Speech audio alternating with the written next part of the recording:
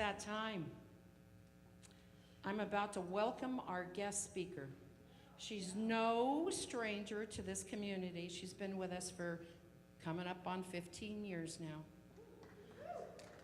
In the last year, Kevin, where am I going? Kim, hello. Hi, Kevin. In the last year, Kim has been availability walking. She has come to us and shared her journey of life that is so rich because she opens up and says, I'm available, Spirit. Work through me. So without further ado, help me welcome Kim Clark. Woo! Thank you. Thank you, Pam. Thank you, thank you. Doesn't she look sparkly today? Sparkly personality, sparkly sweater. It's about time your clothes caught up with your personality. Good morning, everybody. Good morning. How you feeling? Good. I hope you're feeling available. Because we're going to talk about being open, open, open. To kick it off, I thought we'd do a little retro. If you're from the California area, back in the 90s, Mervyn's department store. My mom used to work there, and I would always go down after school and hang out with her because she was in the little office area right by the toy section. She did gift wrapping and all kinds of administration stuff, and I would just hang out with her. Well, they had a great brand campaign, an ad campaign in the 90s. It was all about being open, open, open. So in case you're just catching hip to this great ad campaign, I asked Nate to play a little snippet of one of the ads. Open, open, open. Open, open, open. Open, open, open. Open, open, open. We're open. This Friday. Now, right? This is my ask of us today, to be that excited about being open and available and connected to Source. Whoa, that's a big ask. Can we be that excited? All right. Then my work is done. Let's pray. That's all I wanted to talk about. But we'll just play along because I actually wrote something down. So I started as an ad major at San Jose State. I'm a Spartan alumnus, and go Spartans. They're terrible at sports. But anyway, but I started off as an ad major because I thought I wanted to do ads, you know? And I was studying ads, and then I changed majors a couple of times and ended up with radio, television, film, theater as my undergrad. I went to graduate school at San Jose State as well and did media studies and media theory, and I've taught a lot of classes on media theory. And I started looking at advertising and how does that work? Why did that work? Just throw out like a couple of ideas. Why did open, open, open work for Mervyn's back then? Okay, long term, they're closed, they're bankrupt, whatever. But at the time, it worked. It was easy. Repetition. Excitement, yeah. Crowd mentality, right? Expectancy, desire, tapping into that desire. So advertising, if it can find a way, successful ads will find a way to help us suspend our disbelief, which makes us more vulnerable to receiving their messages. And dare I say, another way of saying, making us available to the power of suggestion. One of the media theories I would teach on is called social construction of reality. And it's exactly as the title. The definition is exactly as you would think it is. It's a bunch of us getting together as human beings, and we are socially constructing our reality by learning from others and then reciprocating it. And that becomes our social construction of reality. And so where advertising can be successful is getting our attention in tapping into what we have socially constructed as our reality, which is buy this thing, go to that store, and we're happy, or whatever, right? But none of that matters unless we're paying attention to it. And this is something Rev D talked about, is the value of our attention. Our attention is actually our most valuable asset. I want you to hear me on this. It's not our money, it's not our car, it's not. Our attention is our most valuable asset. And why is that? Because it's the only thing that we completely control. I completely control if I'm looking at you or if I'm looking at you. I control that completely. You can't make me do that. And if I don't want to look at you and you're making me say, like if you're a parent saying, look at me, look at me, look at me, I could still check out in here. My dad's in the audience, so he can testify, right? So our attention is the most valuable asset, and it is something that we give away so freely. Why is that? We give ourselves, we can't get it back. We don't get the time back. And so us having our value system based on where am I putting my attention, where am I spending that time, that's what's feeding us. So availability and being open, open, open. I'm going to go through 3 opens. The first open is how to be available and open internally, spiritually, emotionally, mentally. But let's start with the contrast, because maybe it's a little hard, depending on what's going on in your life, it might be kind of hard to figure out, or remember what it feels like to feel available or feel open. So what does it feel like to not be open? What does that feel like in your body? Tense. Restrictive. Cold. Cut off. No fun. Party animal over here. And so if we were to shift and see and allow ourselves to feel like what it might feel like to be open, what does that feel like? Joy. Release. Exponential. Oh, hi up there. Space. Presence. Room. Capacity. Right? Breathing. Joy. There's room for it all because we're available to it all. We're open to it all. I remember sitting in college at the old library, and I'm looking at my next semester's schedule, and I am a journalism major because I had already, gotten out of the ad major. Then I became a journalism major, broadcast journalism. And I was looking at the classes that I had to take in the catalog, like an actual paper catalog. Remember those? And so I'm looking, and I don't like any of the classes that I'm supposed to take in the next semester. So that's a clue that I was probably not on the right track with my major, and I didn't like it. But I remember my intro to Shakespeare class gave me a flyer for a program where you could go to Bath, England. It's not Bath. Bath, England. And it's near Bristol. And you can stay, there for a semester, and you live, and you're amongst the people, the villagers, and you take classes there with San Jose State professors, and then you also intern there locally with the BBC and all of that. And I looked at that, and I said, I'm going to do that.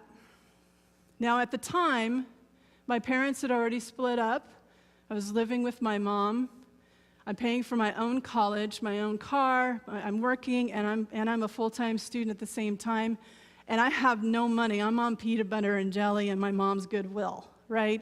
That's it. And I don't have anything else. And here it is like, it's $10,000 to just do this program. And I'm like, something told me, go there, do that.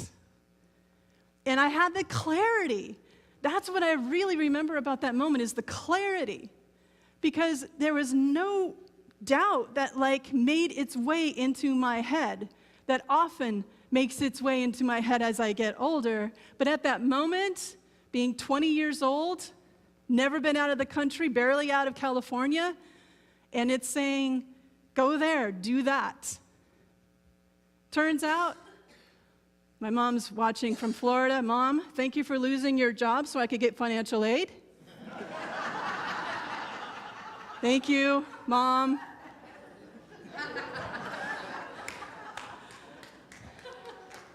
I came home that afternoon, and there's my mom saying, I just got laid off. I'm like, I could get financial aid. Mom, this is an opportunity. Thank you. She ended up getting a much better job. It was a happy ending to the story.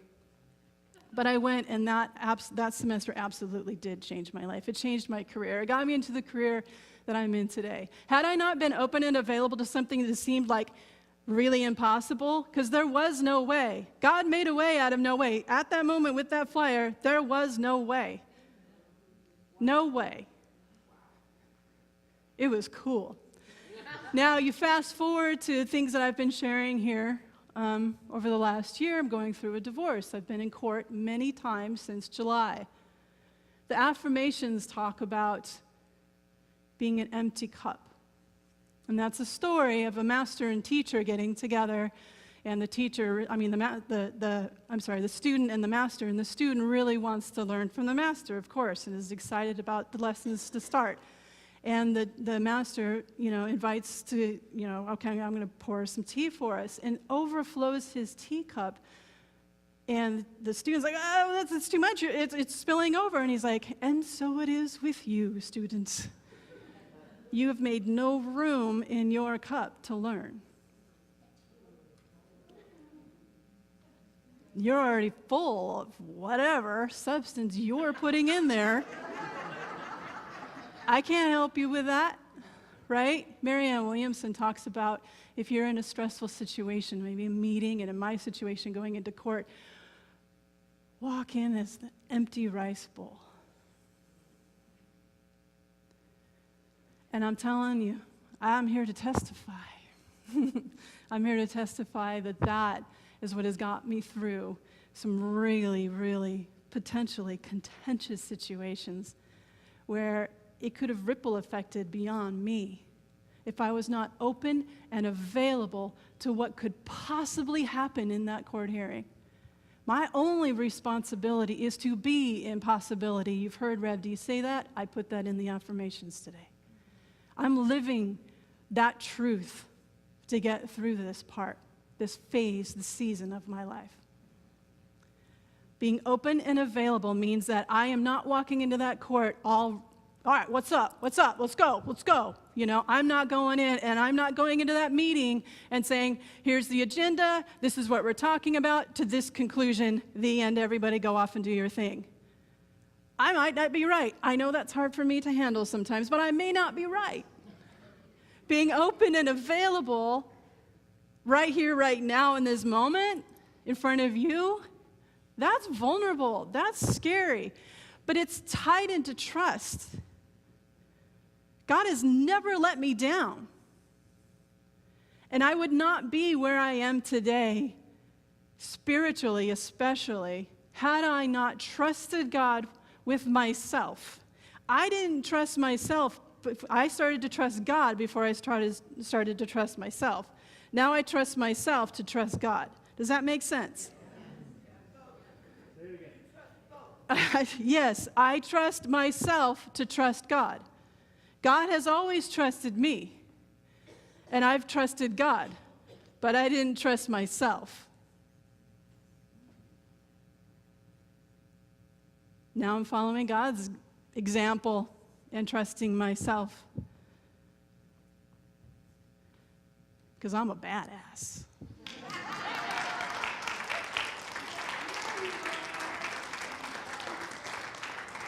So are you. And so are you. We know Ganane is a badass.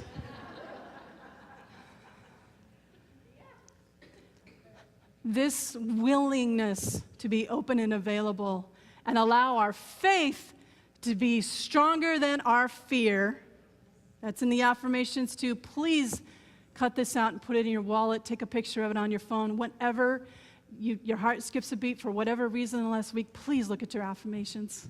They're there for you. They're there for me.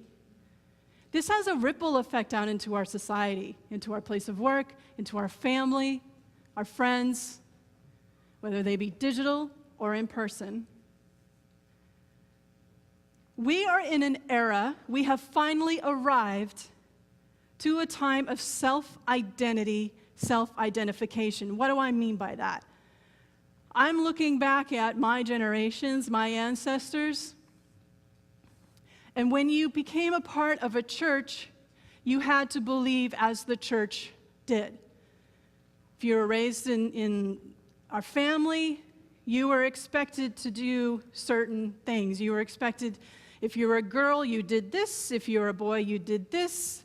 Maybe I want you to be a doctor, and that's what it's going to be. Or you are carrying my name. You must live up to my name. I'm not talking about my dad, so don't get mad at him. But there were these rules that as you were born, you walked into this church, this school, and this is how you behave at this school. This is who you are at this church family. This is who you are. You are the oldest son. You are the oldest woman, whatever. You are the oldest grandkid. Whatever role it is, there are these expectations that you are to follow and be a part of, and carry forward. Does that make sense? Do you see that we are now in a time of self-identity? It's flipping. I get to tell you if I'm a woman or not. I can self-identify what my orientation is. We have to shift our mind around like, I see you as this woman, you must be straight, and this is your place in the world. That's social construction of reality, right? And it's not true. We have to get back to how God originally designed us as individual pieces of His image. Individualized expressions. So I work in tech, and there's a book that lots of CEOs have been reading called Mindsets. It's out of a Stanford professor and author, and it talks about fixed mindsets and growth mindsets. Has anyone read this book or familiar with this? Okay, 2 of you? Really? People. All right, Mindsets is the name of the book. So the nuts and bolts of the book is fixed mindsets. That's kind of the old school way of thinking of things. This is how things work. Everything's in a box. Easy enough to understand. Growth mindset is iterating on failures, mistakes, learning from them, talking about it, being transparent. Things aren't secret anymore. You don't sweep anything under the rug anymore. Growth mindset is having it out, open, transparent, talking about it, and you're learning from it. You're building on it. Having a growth mindset and being available and being open in our community, in our society, means that I'm not going to look at you and automatically assume that you're a male, you're straight, you are college educated, or whatever unconscious bias I might have. You get to tell me, you get to self-identify. And I'm raising my kids this way too. They get to tell me who they are. They have names that could be male or female, Jordan and Kyan. I haven't met non-binary Jordan and Kyan yet, but I have met male and female with those names. They get to choose. And people get to choose their names now. They can change their names. You can change your gender, but you get to self-identify. You get to self-express. So having an open mind about that from a societal basis, when we start to open ourselves up of who I am, ripple effects out into society. Does this make sense? Having a growth mindset and allowing people to be who they are rather than who you've determined them to be. That keeps them in a box. Be open and available to the kind of diversity of thought they can bring to you in meetings and in social situations and in organization groups. Diversity, inclusion, and belonging is a very, very, very important work going on in business right now, especially in tech. We're measuring it. There's HR programs around it. And RevD constantly reminds us of doing what we need to do with wherever we are to be a part of the solution. So what I do as a communications professional is that I take all of these programs that HR is doing around diversity and inclusion and belonging, and I make sure that I'm role modeling it in our communications and that we are being the change. So much so that we're launching a new website inside the company, and I've gone to the vendor and I said, I need you to change our profile page to include pronouns. People get to say what their pronoun is, and we get to have the opportunity to learn about that and address them appropriately, respectfully, with dignity. I want them to change the profile settings to where you can put up your name in a pronounceable way with an audio file that helps us say your name correctly. So it's not just, hey, you, how about us having that meeting, you? No. Call them by their name. It's the right thing to do. It's respectful. And as a communications person, that's something that I can help bridge relationships so there's not this awkwardness of like, for the 14th time, my name is Sanea, or whatever it is. So there's ways that we can be open and receive these downloads that the affirmations and the reading talked about and seize the opportunities. Third, open ourselves to society, open to action.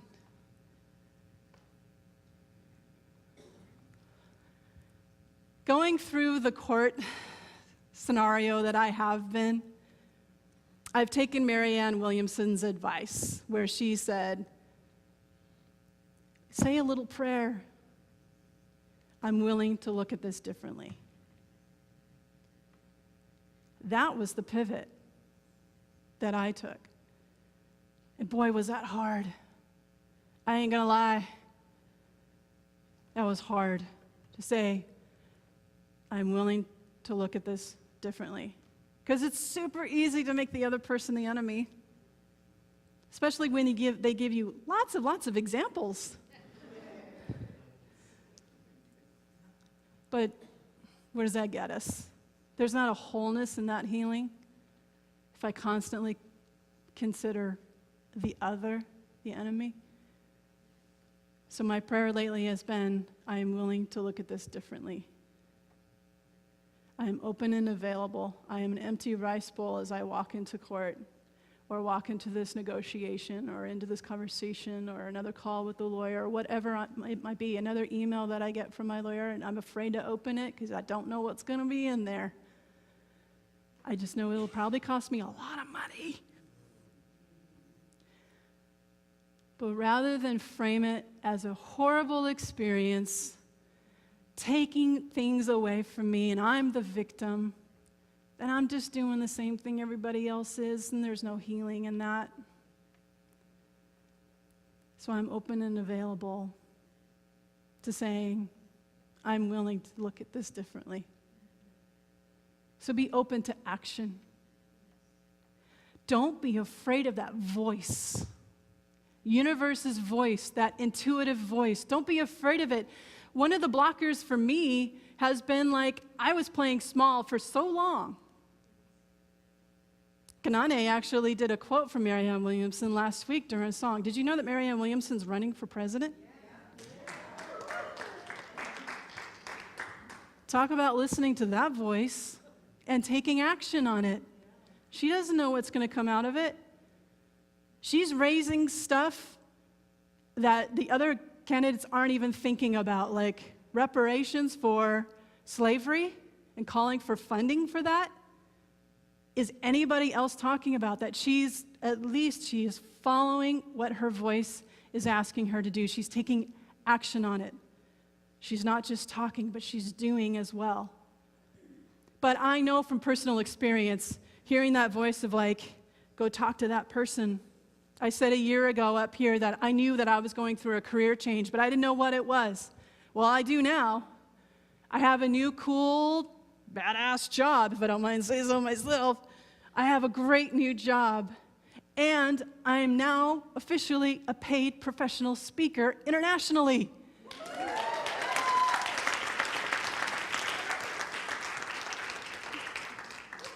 I'm not paid to do this, by the way, but I would absolutely do this for free for the rest of my life.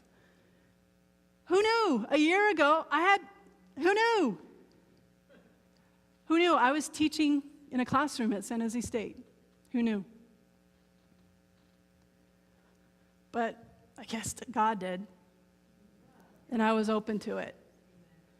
I didn't know I could have a day job and do that at the same time, but I felt the tug to talk to somebody in May and saying, you've got clients, I got things to say, you want to pimp me out and just kind of bring me to your clients? I've got some ideas of things I'd like to talk about. And she's like, really? You want to work for us? I'm like, well, if you'll take me, I don't know. But I was super nervous about the conversation, and it turns out that my workshops, my day-long workshops are now, these cute little ideas I had a year ago, they're marketing them, and the workshops are selling out. And it's really amazing. Thank you. It's a big deal for me. I didn't know this was possible, but my only responsibility was to be in possibility. And I listened to that voice to talk to that person at that time. And at that time is when they were looking for speakers. I didn't know this. And they were looking for unique topics. I didn't know that. And I'm like, I just have these ideas. I know they're swimming in my head. And now they're day-long workshops, and people are spending $1,000 to go. I'm not paid that much, just to be clear. But I get to share. That's all I want to do, is just share. And I want to bring people together. So,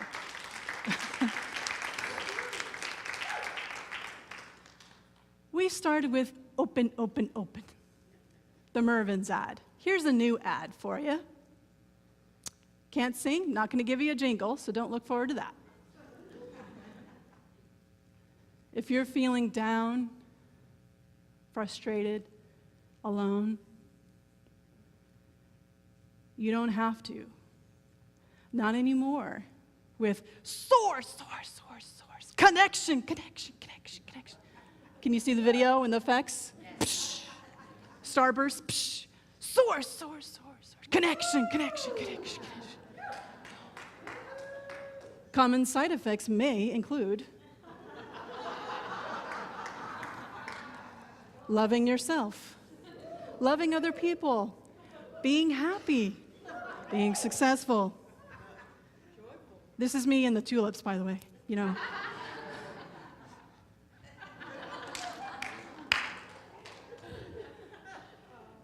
Spontaneously petting cats and high-fiving waiters. Who's done the high-fiving waiters since the last time I talked? Good, thank you. For those who weren't here, my daughter said we should do away with money and just high-five each other. And I like the sense of connection for that. And yes, I've been high-fiving waiters and waitresses when I pay my bill. Give them my debit card, give them the cash, and I high-five them and I say, thank you very much. So there's a new social construction of reality. Let's testify to love. Let that be our social. Let's us socially construct that reality to where we are open, we are available, we are source, connected. And we're open to it, and we trust it. And I don't know where you are in your life and what you might be going through, and that might feel really, really far away right now, feeling open. I've been there. I know what it feels like to feel closed up. So if you can't feel it right now, if that's something that feels really far away for you, you know what? Open a window. Open a door. Open your eyes. Like physically, I'm serious, physically, open curtains. Open the curtains. Say, okay, that's open. Open a window. Open your arms. Open your hearts. What else can you open? The gate. Open the gate. Open your ears. Open all of your senses. Open your mouth. Open your voice. Sing. Open the fridge.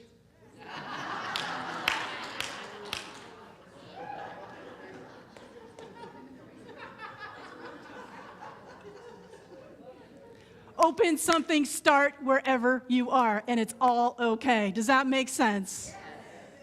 So shall we socially construct a new reality of being open, open, open? Yes. And being source, connected. I'm trying to do the monster truck. Am I not doing that well? Okay, all right. Thank you, let's pray.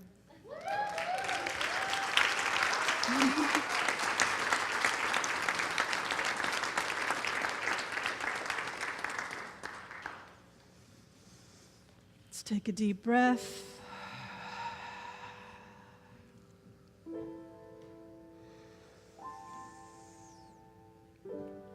Again.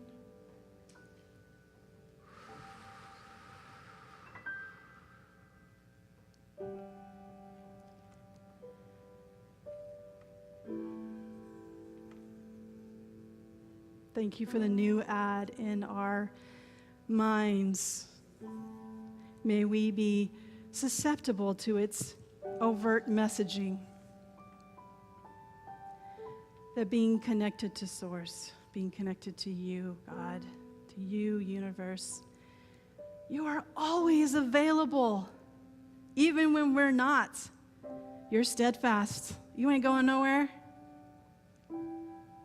And you're talking to us all the time, waiting for us to join the party. Our dreams are waiting for us to come true. We are not fooled by what is not seen. We continue to deeply and more deeply trust in you by getting out of our heads, silencing the chatter in our heads, allowing ourselves to be empty cups with lots of room to be led and taught and guided by you, our Master. For we are made out of your image, and you are always available so that we may testify to love. That we buy into this connection to Source and enjoy those common side effects. And that we too are dancing through the tulips in a very, very blissed out way.